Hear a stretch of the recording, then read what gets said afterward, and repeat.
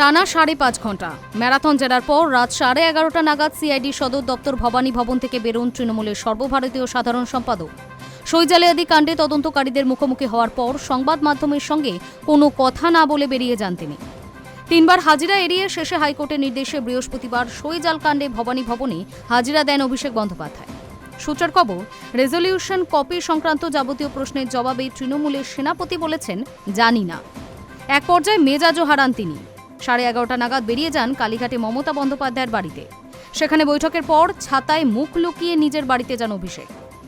সূত্র মারফত জানা গিয়েছে, সিআইডি দপ্তরে প্রথমে 6 থেকে 7 জন অফিসার অভিষেককে জিজ্ঞাসাবাদ করে।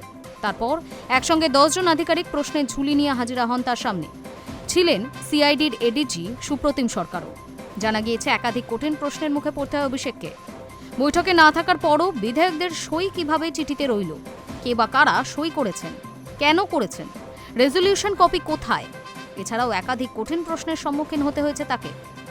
জানা যাচ্ছে, অধিকাংশ প্রশ্নের জবাবেই নাকি অভিষেক বলেছেন, জানি না, হারিয়েছেন মেজাজও। স্বাভাবিকভাবেই এই জিজ্ঞাসাবাদে খুশি নন সিআইডি আধিকারিকরা, আর সেই কারণেই রবিবার ফের তলব করা হয়েছে তাকে। রেজলিউশন সংক্রান্ত বেশ কিছু নথি নিয়ে হাজিরা দিতে বলা হয়েছে তাকে।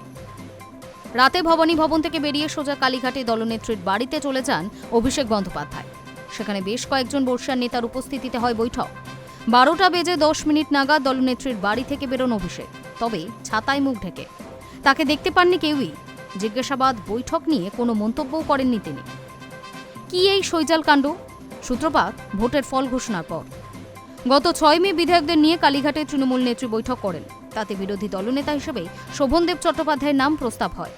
ওই দিন যারা উপস্থিত ছিলেন তারা সকলে হাত তুলে শোভনদেবকে সমর্থন জানান, কিন্তু বিধানসভায় এই সংক্রান্ত যে প্রস্তাবনা জমা দিতে হয় তা দেয়নি তৃণমূল। এরপর 13-14 মে বিধানসভায় তৃণমূল বিধায়কের শপথ গ্রহণ হয়। শপথের পর নিয়ম মেনেই সই করেন বিধায়করা।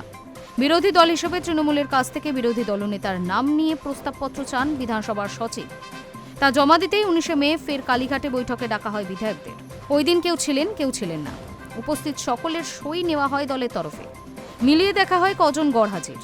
পরে দলের প্রস্তাবিত বিরোধী দলনেতার নামে সমর্থন জানিয়ে 70 জনের সই করা একটি কাগজ জমা দেওয়া হয় বিধানসভায়।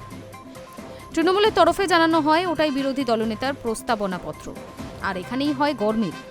2 জায়গায় তৃণমূল বিধায়কদের সই না মেলায় সন্দেহ হয় সচিবের। জলগড়ায় থানায় দায়ের হয় এফআইআর। তদন্তভার পেয়ে কাজ শুরু করে সিআইডি। একাধিক বিধায়ককে জেরাও করা হয়।